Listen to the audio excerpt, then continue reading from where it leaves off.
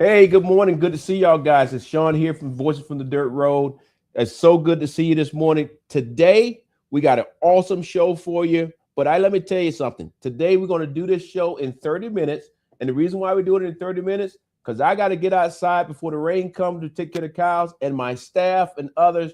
Hey, it's summer. Summer camps is just about over, and they got to get somewhere and pick up kids. So that is the real world that we're actually playing in. So just like y'all guys, we actually live in the real world, but we do want to bring you some great information that's actually happened in the world of agriculture this morning. So with that being said, let me just orient you to our stool just real quick. As y'all guys know, every week we focus, and it continues to be true, we focus on this stool. We talk about livestock, we talk about row crop, we talk about forestry, we talk about the USDA, but then ultimately we talk about where is the farm bill. And as I go on to tell you off the top, the farm bill has not moved much from last week. And I don't think it's going to move too much because of some things that they're trying to work on in DC, but I'll talk more about that a little bit later. If I didn't say it, let me say it now. This is our 37th episode. So I just want to thank everybody for supporting us and continue to follow us. And hopefully the information that we give you is very helpful to what you're trying to understand when it comes to agriculture, regardless if you live on a farm or not. So with that, let's jump right on into this show today. With that being said, there's a lot of things going on in the world of agriculture, and one of the biggest areas this week that we're going to talk about is on when it comes to livestock. Y'all guys know that I personally was raised on a farm in Southwest Georgia where we had livestock, row crops, and the whole 9 yards. But I was the kid who just loved working with the cows. And after 40 years of being in the military, I got to my dream to own my own cattle farm. And now we run a cow-calf operation and looking to diversify as much as possible here on the farm. So with that being said, the status of the cattle herd here in the United States is the smallest it has been in 75 years. With that being said, that is putting unbelievable pressure on a couple of things. One, making sure that we actually have enough beef to feed the American people and the world. But on top of that, because of the amount of cattle is so small, from a farmer point of view, now we're finally making some money when it comes to selling our cows in the cow-calf operation. However, on the flip side of the coin, on the consumer side of it, it's very, very high prices when you go to the grocery store. So right now, we are in that particular world where the farmer like myself or the rancher or producer like myself is happy, but on the flip side of the coin, the consumer is not too happy. What I can say that the consumer is still sticking with our beef farmers because of the quality of the beef that we're producing. But at some point, something is going to have to give. And when I say that, it gets into a little bit of a situation where here on my farm, we are looking at doing a couple of things of keeping heifers back, try to grow the herd, but we also talking about farm to table. The problem that I'm running into with farm to table is just here in my particular area, we're struggling trying to find a beef processor that is actually USDA certified. We do have some beef processors here in my area. However, it is a long wait to get a cow or animal into it and to get processed, which doesn't actually fit anybody's business model. Because if you're going to go to farm to table, that means farm to table means that you can go to a website, pick what cow you want or what animal you want, the cuts, the whole 9 yards. Then it goes to a processor. And then from there, you can either have it shipped to you or you can go pick it up. But it's all done under the USDA so that you can make sure that the meat is good to go. With that being said, because we have this, the United States or the USDA is trying to address this problem. And they actually have started a new program called the SPUR thing, and it's strengthening beef processing. So the good thing about strengthening beef processing is they have put $5 million into this. This is a pilot program, but they have put $5 million into this program to try to take existing small processing locations and actually help them improve their stuff so they can get certified to be have the USDA stamp on it. With that being said, hopefully we're going to be able to get a more capacity of beef directly from the farm to the consumer. This beef that I'm talking about is not the beef that you're going to see in Walmart or Publix and all those kind of things. This is helping that farmer develop their businesses or their lines of effort where you can buy meat directly from the farmer and go from there. A lot of people out here now likes to know, where did the animal actually come from? And I think this is a very good thing for us. But we're going to see how this pilot program plays out. As of right now, it's in, I think, 26 different states. And Georgia is not one of those states that's directly on the list, but meat processing locations here in the state of Georgia can apply. And I encourage you to go to the Georgia agriculture page to get more information on that. So that's where we're at when it comes to the process. And we'll talk more about this as time go on, because, many farmers are concerned about it or want to get more involved in farm to table, but you got to have somebody that's going to be able to process the meat and make sure the meat is cut the right way and is clean and safe for the consumer. The other big thing that's going on here in the United States is we have new updates when it comes to the new screwworm. And as you can see here, one of the couple things I just want to bring to your attention. Now we have 39 cases. So it is spreading, but it's not spreading as fast. So that's a good thing. It's still in Texas, still in New Mexico. But one of the key things I just want to bring to your attention is this is as of the 16th, okay? This was as of the 16th. But one of the key things I want to bring to your attention, you see the graph that's on the screen now that you can see? You can actually go to the USDA webpage and actually pull this for yourself to actually see. And I think that is the takeaway that I wanted to make sure that you are aware of, that you can get this information real time yourself, because right now it's only 13 cases that are active, 26 of them are or have been dealt with. And that simply means, you remember last week, we actually showed the process of them putting out the sterile flies and all that. So it's actually working, and hopefully here in a few more weeks, they'll have this issue completely taken care of, and we won't have to be worried about it anymore. But again, I want to emphasize that this particular screwworm, yes, it will hurt your animals and pets and all those kind of things. But when it comes to beef or chicken or whatever, it has no effect on the meat that goes into to consumption that we eat every day. However, we do need to make sure we get our hands around the screwworm problem. Now, I know I'm moving pretty fast on you, but like I said, this is real world.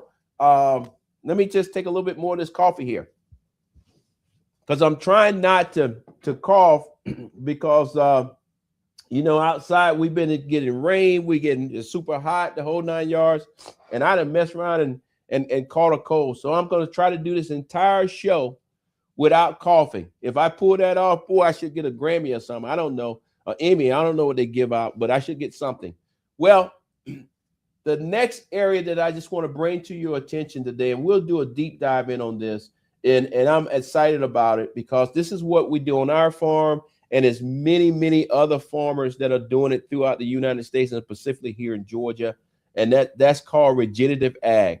And with that regenerative ag, it is where you actually move your cattle around on the farm.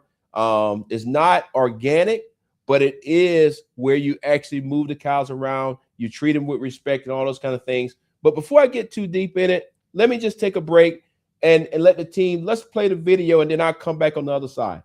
This executive order is on regenerative farming.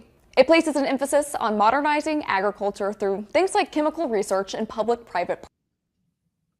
The executive order also states that these measures should lower input costs for farmers, which is one of the biggest headaches right now.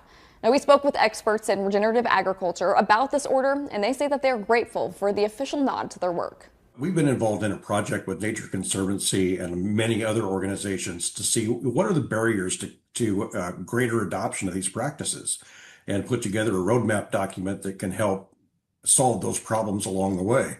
The group that convened sees retail agronomists as the pathway to get to growers because it's a trusted relationship that already exists. So it's been a really positive development from that standpoint. For those that are well versed with regen and have experienced in seeing the positive results, it's really encouraging to see folks recognize that and implement policy to direct us to a better future. Both experts also have their doubts. The executive director of the Soil Health Academy says that he's not sure how successful this will be, while the president and the CEO of the Ag Retailers Association believes that there are some things in this executive order that don't belong. The things that give us concern are things that were pretty obviously cut and pasted from the MAHA report. And MAHA is mentioned several times in the executive order. Things like studying cumulative effects, which is already covered under FIFRA. Things like looking at desiccation, which is an extremely minor use in some parts of the country, also covered by FIFRA. We have quite a track history of conservation efforts in our country that haven't necessarily achieved our goals. So as far as the implementation of the policy, I don't really have concerns about that, but whether or not it will achieve our outcomes will yet to be seen. The executive order does not state a timeline for when these priorities will happen, and it also does not state specific goals. So, for example, how much farmland it aims to change to regenerative farmland.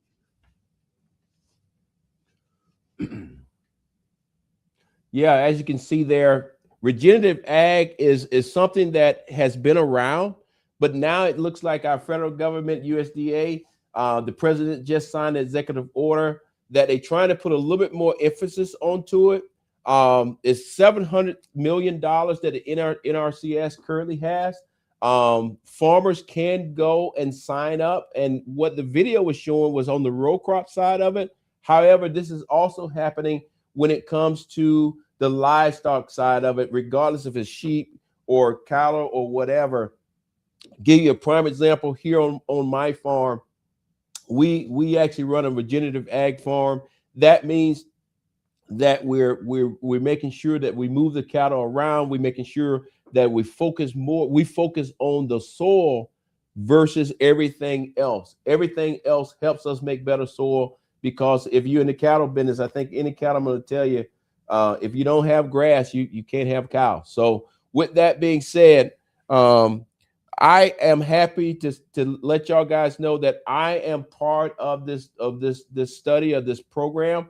It's called the CSP program. I think we're going to put CSP up on the table there on the screen, as you can see.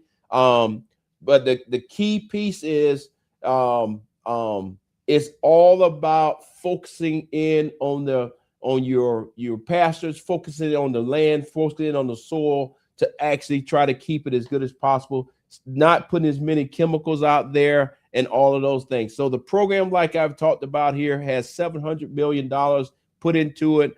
It's a pilot program. That simply means that you're going to fill out some paperwork. Yes, I have to fill out some paperwork. It's not over the top. It's the same thing that I do every day. And when I leave out of here today, I'll walk outside, check on the cows, and move them to a different pallet. And then from that, I'll maybe see how much grass they ate and all those kind of things. Nothing overbearing. The key piece I want to let you know is 400 million of it goes to row crop, and then 300 million goes to livestock, or what I do on my side. So the government is the president and the federal government is saying, okay, let's see, can we actually help our farmers out and move more farmers into regenerative ag. Regenerative ag is kind of the way that I describe it is you have organic, regenerative ag, and then you have just normal everyday agriculture that you see. All of those areas of agriculture is just fine. It's up to the farmer to pick which one they want to work in. And oh, by the way, many farmers may have a portion of their farm that's in organic. Another portion they're doing is regenerative ag, and then another portion is still the traditional. All is right. Nothing's wrong with it. It's just up to the farmer. But the other piece I want to make sure that you're tracking when you're talking about regenerative ag is now on the side of keeping cattle on the farm and treating them with respect and all those kind of things. So a couple of things now is out there that USDA has been pushing to us on NRCS, and that's actually rotating your cattle around, having cross fencing, having versus collars, GPS collars. And I just wanted to walk you through a couple of things with that. Since we have moved into this regenerative ag, and the amount of cattle is so small, we have made the decision this year to keep all of our heifers back and continue to grow our herd that way versus going out into the sale barns or going to a sale and trying to buy some additional cattle. As you know, cattle is very expensive right now. So let me kind of walk you through what we're doing on my personal farm. Let me talk the cross fencing first. So if you look at that particular picture right there, you can see those fences there that's in the background. And then there's like a little bitty thing you can see way over there. I apologize for the picture. That's a waterer. And the way it's set up is that the cows continue to move from pallet to pallet. The only thing I have to do this morning is walk out there, open the gate and say, come on, girls. They are trained to walk through. No stress, no screaming, no nothing. And here is a better picture for you. As you can see there is the fence that cross fence or actually split the field or the pasture into two. And then as you look further up there, you see a yellow top thing. You can barely see it. That is the waterer. With that being said, and I'll use this picture a little bit. This picture here is a picture of my calves or my heifers that are in my heifer development program. So these calves here now have been weaned off their mothers. On top of that, they're actually getting grain, but on top of that, they have access to grass and they have access to clean water. But on top of that, they are learning how to do the rotation. And with the waterer, if you look closely, I know you can barely see it, the balls that usually sit on the top of it that they push down with their nose, they still don't know how to do that. So we got that off so they can just drink the water. But as they get bigger, they in the heifer development program, not only are they be gaining weight, but they will also be learning the routine of the farm so that a year to 2 years from now, when they join the herd back, they understand everything. The other piece that I want to at least bring to your attention that if you have a program like this and you're trying to do it whatever way you're trying to do it, but on ours, every last one of those heifers that you see in that picture have now went through genetic testing with their DNA, and it comes back and it tells us which one of the calves is going to be calving ease, but on top of that, which one of them going to produce the best meat, best steaks, and all those things. With that being said, that is how we'll make our decision on which one of those calves stay on the farm or which one of them are sold off, not as meat, but potentially to some other farm. So here's a picture right here. We'll get off of this real quick, but that was them yesterday afternoon eating some grain and then going back to eat grass. And like I said this morning, we're going to get out there and feed them again this morning and check on them because that's what we do and make sure that everybody's okay. The other piece that I just want to bring to your attention is I talked about keeping the heifers and keeping the calves, but I want to go back just real quick if I can and point out when I said rotating the cows through the gate system. That's what I have. That is up to date. That is great. The whole 9 yards. However, it's a new system now that's coming, and that system is where they put a virtual collar, put a collar around the cow's neck that they also get used to, as you can see right there. And that collar becomes a virtual fence. So you can now use your phone where I got to go out this morning and check them and move them to the next pasture. Now you'll be able to get on your phone and say, yep, I want to move them to here. And because of they get used to that collar in their neck, they will actually start moving around. And the key thing I just want to bring to your attention, we'll have these slides up for you, but the key thing I just want to bring to your attention is what you saw that I have when I have the fencing itself. That is a cost. Okay, that's a cost. But now what I'll be able to do if we decide to move to the virtual collars like some of my friends have done is inside of my pallets, I can say, okay, you in there, but instead of having the whole 2 or 3 or 4 or 5 acres, you only have 1 acre for the next 2 hours to eat. And then virtually I can move them a little bit more. Virtually I can move them a little bit more. So it just gives you more control of your cattle. But the key thing it gives you more control of is where they actually eat in the grass and what are they doing. And on top of that, making sure that after they finish eating the grass wherever they're at and pooping, they don't actually go back to that particular spot. Again, keeping the animals healthy, keeping everything moving in the right direction. So I'm happy to see that the technology is out there. Some of my friends on larger farms have already went there, and I'm going to be going down to their farm to get a better understanding of it. But I see us here on my farm maybe about a year and a half from now.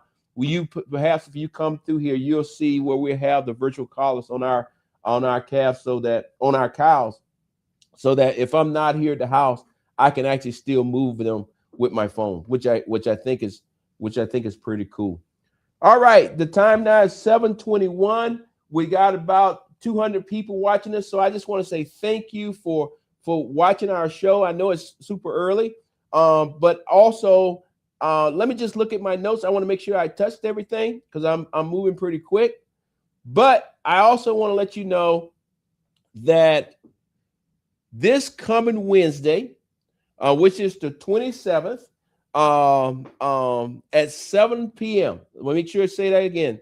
This coming Wednesday, the 22nd at 7 p.m., which is a Wednesday night, we will be doing a special where we're talking about data centers. And in that particular reason why I bring it up on this particular platform is because I know farmers are having a conversation about data centers. Everybody's having a conversation about data centers, but we will have a conversation about data centers with an expert that will help us answer some questions. So please, tell your friends, tune in, and as y'all guys know that follow me all the time, at least once a month or so, I got another series that we'll be talking about data centers, making sure that we're giving out good information. We're breaking up some of the myths that are actually out there, and we bringing in the experts, because I believe that from Voices from the Dirt Road, we need to give you the information that you need to have so that you can make your own decision of what you want to do in your own community. So next Wednesday, July 22nd at 7 p.m. And this will be advertised everywhere. But I did just want to take the time this morning to put that out there so you have plenty of time to think about it, because there's going to be a lot of things happening throughout the United States, but specifically here in Georgia on next Wednesday. So I just want to make sure they don't get lost out there in everything that's going on. So we decided to go on and put it out early this morning.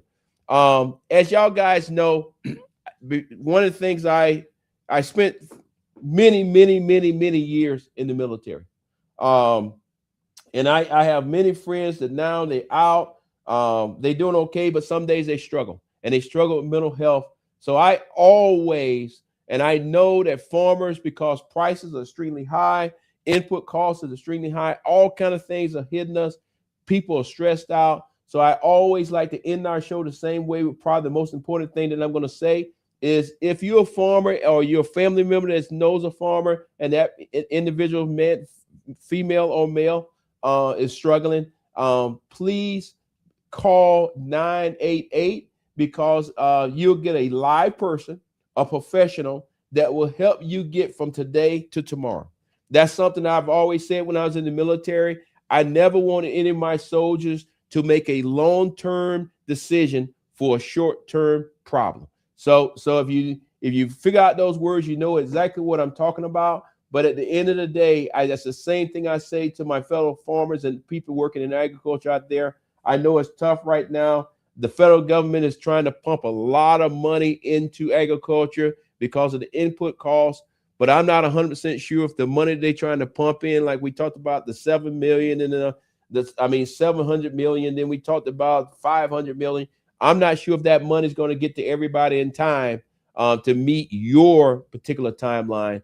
But what I am saying is this: if you're struggling, pick up that phone, call that number, get some help, because we want to see you here tomorrow, and because you are feeding the American people. So I know the show was quick. When I look down here at the time, it's 7:25.